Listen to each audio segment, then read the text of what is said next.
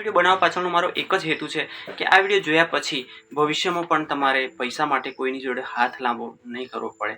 હા મિત્રો, આજના એપિસોડમાં આપણે જે પણ બિઝનેસ આઈડિયા કે જે પણ ગૃહ ઉદ્યોગ આઈડિયા કે જે પણ રીતની વાત કરવાના છે એ રીત મિત્રો એવી છે અને એને જો તમે ફોલો કરી લો છો તો ભવિષ્યમાં પણ તમારે પૈસા માટે એટલે કે કોઈ પણ જાતની સ્ટ્રગલ કરવાની કોઈ પણ જાતની જરૂરત નથી। ફેર વિડીયોમાં જણાવવાનો છું કે આપણે કઈ રીતના પૈસા કમાવાના છે અને અમીરી તરફ કઈ રીતના આગળ વધવાનું છે અને એ માટે આપણે શું કરવાનું છે ટોટલી ડિટેલ તો હું જણાવવાનો છું, પણ એની સાથે સાથે કેટલીક ટર્મ એન્ડ કન્ડિશન એટલે કહેવાનો મતલબ કે થોડી ઘણી શરતો છે મિત્રો। હા, એ શરતો જો હા છે તો જ તમે વિડીયોને આગળ જોજો, કારણ કે એ શરતો જો ટોટલી હા છે તો જ આ પોસિબલ થવાનું છે અને એ શરતો પણ એવી છે કે બિલકુલ સિમ્પલ છે, જે સામાન્ય માણસ પણ એને ફોલો કરી શકશે। તો શરૂઆતમાં જો શરત નંબર એટલી કે તમારી ઉંમર 18 વર્ષથી ઉપરની હોવી જોઈએ। હા મિત્રો, તમારી ઉંમર 18 વર્ષથી ઉપરની હોવી જોઈએ।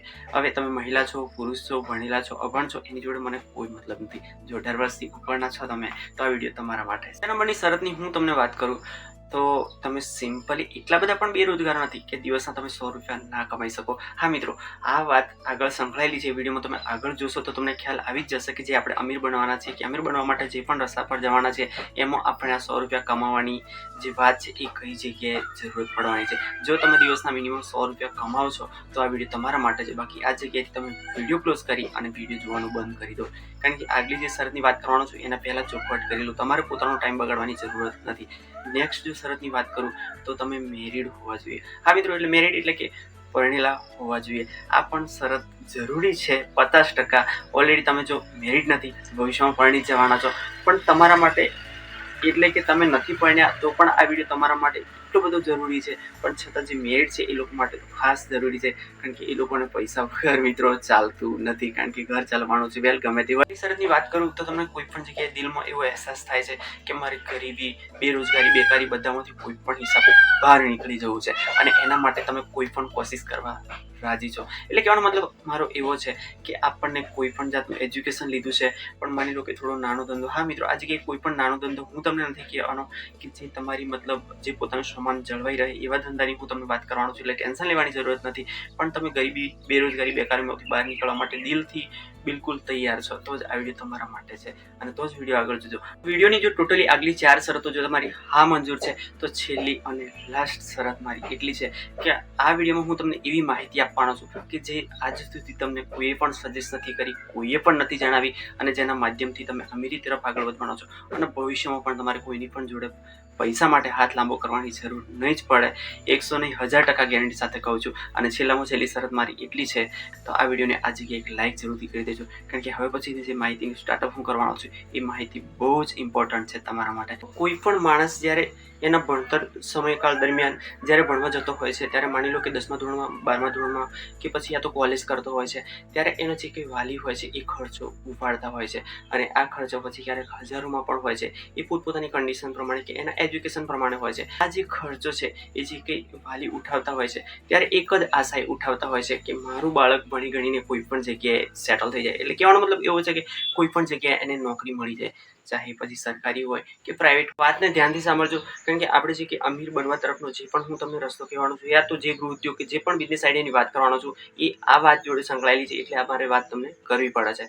તો આવી રીતના જે કંઈ વાલીઓ હોય છે એક આશા રાખીને ખર્ચો કરતા હોય છે, પણ માની લો કે 100% યા તો સ્કૂલમાં ભણતા યા તો કોઈ પણ દ્રષ્ટિએ જોવા જઈએ તો જે 100 છોકરાઓ હોય છે એમાંથી કદાચ ગણી ગાંઠે 5 છોકરાઓને નોકરી મળતી હોય છે યા તો 10 છોકરાઓને નોકરી મળતી હોય છે જે સરકારી હોય, અને બાકીના જે કંઈ 25-30 છોકરાઓ કદાચ પ્રાઇવેટ જોબ કરતા હોય છે કોઈ કંપનીમાં યા તો કોઈને ત્યાં મતલબ એક નોકરી કરતા હોય છે અને બાકીના જે 40-50% બચે છે એ બિલકુલ બેરોજગાર બની જતા હોય છે। તો આ જગ્યાએ ભવિષ્યમાં આપણું બાળક બેરોજગાર ના રહે, આપણે પણ ઘરમાં બેરોજગાર ના રહીએ અને એ માટે આપણે જ પોતાની જાતને અને આપણા બાળકને હેલ્પ કરી શકીએ એવું પોઝિશન આજના ટાઈમમાં છે।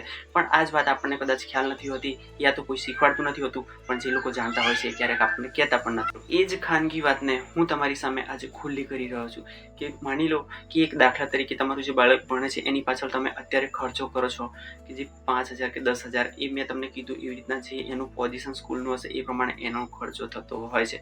તો આ જ 10,000માં તમે જો મેં તમને ક્યારની વાત કરી જે કન્ડિશનની કે દિવસના જો તમે 100 રૂપિયા કમાવો છો તો હું તમને કહું છું કે તમે અમીર બનતા દુનિયાની કોઈ પણ તાકાત તમને રોકી શકશે નહીં. દિવસની આ જ 100 રૂપિયાની આવક આપણને ભવિષ્યમાં આપણે લોન લેવાની જરૂરતથી બચાવશે, બેરોજગારી બેકારીથી બચાવવાની છે. હવે ટૂંકમાં કહું તો આપણા દિવસના જે કંઈ 100 રૂપિયાની વાત કરું છું એમાંથી 70 રૂપિયા એટલે કે મહિનાના સમથિંગ રાઉન્ડ ફિગર લઈ લઈએ તો 2000 રૂપિયા. આ 2000 રૂપિયા એવા કે જે તમે ઘરના કોઈ ખર્ચામાં વાપરો છો, યા તો મતલબ તમે નથી કમાતા એવું સમજી અને નજીકની કોઈ પોસ્ટ છે. હા મિત્રો, ધ્યાનથી સાંભળજો. આ કર્યા સિવાય બીજો કોઈ ઉપાય નથી આપણી જોડે કે ભવિષ્યમાં આપણે અમીર બની શકીએ. અને આ એટલો સચોટ ઉપાય છે મિત્રો, જો ધ્યાનથી તમે સમજી લીધું અને જો કરી લીધું તો ભવિષ્યમાં હું તમને કહું છું કે 1000% નહીં, 2000% નહીં, 10,000%, 1,00,000% પણ આ ઉપાય એવો છે કે ભવિષ્યમાં તમારે ગરીબ રહેવાની કોઈ પણ જરૂરત નથી.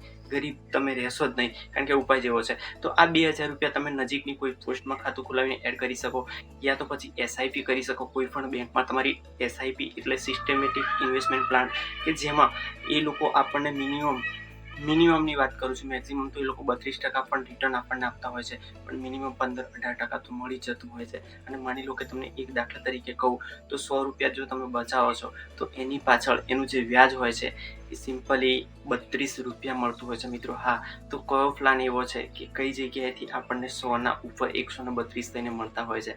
અને જો હું તમને પોસ્ટ બેંકની વાત કરું તો એ જે પોસ્ટમાં તમે પૈસા જમા કરાવો છો તો એના પર વાર્ષિક તમને 12-12.5% યા તો 13% રિટર્ન મળી જતું હોય છે. અને આજે કે 5 વર્ષની મુદત હોય છે તો તમે સિમ્પલી વિચારો કે દર મહિને તમે 2000ની બચત કરો છો, વર્ષના 24,000 બચત થાય છે. અને તમારું જો બાળક ભણે છે તો એની પાછળ તમે ખર્ચો છો કે માની લો કે 5,000 ખર્ચો કરો છો તો એમાં તમે પ્લસ કરી દો છો કે મેં અમીને બાળક પાછળ 7,000 ખર્ચું છું, એવી ગણતરીથી ચાલો છો. તો એ જે બાળક ભણે છે એ વર્ષ દરમિયાન આ પણ બચત થતી જાય છે. અને એક વર્ષના 24,000, તો એ પ્રમાણે જો 10 વર્ષના તમે ગણો છો જે કે 2,40,000 મિત્રો થઈ જતા હોય છે. પણ એની પર જે આપણને રિટર્ન મળવાનું છે કે જે મેં તમને કીધું એવી રીતના એસઆઈપી કરો છો તો વધારેમાં વધારે 32% મળતું હોય છે અને ઓછામાં ઓછું 18% મળતું હોય છે, જે કોઈ પણ જગ્યાએ કોઈ પણ બેંક આપણને આપતી નથી. પણ એસઆઈપી કરો છો યા તો મ્યુચ્યુઅલ ફંડમાં રોકો છો તમે કે દર મહિને મિનિમમ 1,000 રૂપિયા પણ સેવિંગ કરો છો, તો જો તમે 5 વર્ષ પણ જો તકલીફ વેઠી લો છો તો બાકીની જે કંઈ આપણી જિંદગી બચી છે એ આપણા બાળક માટે અને આપણા માટે બિલકુલ સુખમય અને શાંતિમય 110% મિત્રો હશે. અને એ જ પ્રયાસ માટે મેં આ વિડીયો બનાવ્યો છે. જો વિડીયો ગમ્યો હોય તો એક લાઇક જરૂરથી કરીને જજો. મળીએ આવતા એપિસોડમાં કંઈક નવું લઈને. અને હા મિત્રો, આ જો પોસ્ટ બેંક યા તો તમને એસઆઈપી કઈ રીતના કરાવી યા તો મ્યુચ્યુઅલ ફંડમાં કઈ રીતના રિટર્ન આપણને મળી શકે, કેટલું મળી શકે એ ટોટલી જાણવું હોય તો એક કમેન્ટ જરૂરથી કરી દેજો. કદાચ બની શકે આવતા એપિસોડમાં આપણે આ જ વિષયને આવરી લઈએ અને ડિટેલથી બધી રીત હું તમને જણાવું, જેથી કરીને ભવિષ્યમાં પણ આપણે બેરોજગાર ના રહીએ. અને અત્યારે બેરોજગાર છીએ તો ભવિષ્યમાં રહેવાની જરૂરત નહીં પડે. અને પૈસા માટે જે પણ આપણે વળખા મારી છે ટૂંકમાં લોન માટે આ બધી સાહસ કરી છે એ ના કરવું પડે. તો મળીએ આવતા એપિસોડમાં નવું લઈને. ત્યાં સુધી આપણે મિત્રો મુકેશભાઈ રજા આપો. જય હિન્દ, જય ભારત.